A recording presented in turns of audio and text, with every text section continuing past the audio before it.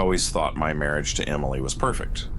10 years together, a shared home, 2 kids, family trips, and plans for the future.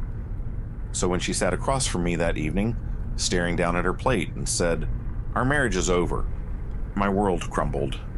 I exhaled, trying to process what I just heard. "What?" I asked, hoping I had misheard. "I can't do this anymore."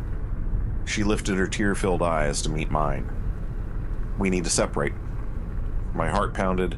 We hadn't been fighting. There were no major problems. Or had I just failed to notice? "Is there someone else?" My voice trembled. Emily slowly nodded. A wave of rage washed over me. At first I couldn't believe it. She had always told me she loved me, that we were a family. How could she throw it all away so easily? "Who is he?" I asked, clenching my fists. She looked away. Just then my phone buzzed with a message. It was from my best friend Mark. "We need to talk. Urgently."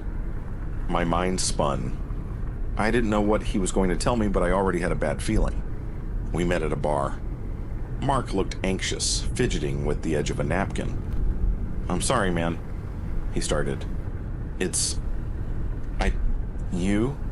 I narrowed my eyes. "You, my so-called best friend." "I never meant for it to happen." He swallowed hard.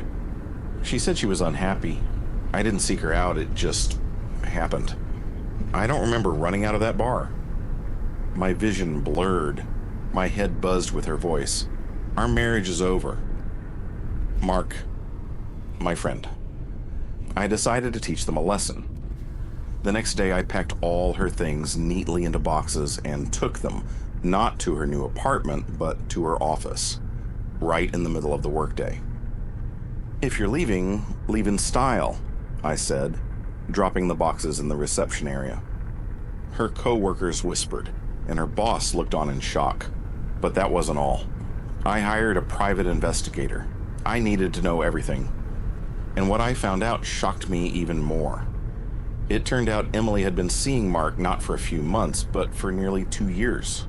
All that time they had been lying to me. But the worst part? Mark wasn't just betraying me, he was using our shared finances. I got a great lawyer. The divorce was brutal. The court ruled that she had misused family assets on her affair, and I got not only the house, but also most of our financial assets. Mark, he was left with nothing. A month after the divorce, I saw him in a supermarket parking lot. He looked lost. His new life, clearly not going as planned. I walked up to him, looked him straight in the eye, and said, "You destroyed my family. I hope it was worth it." I turned and walked away, knowing I was finally free. Free from lies, betrayal, and people who never truly valued me.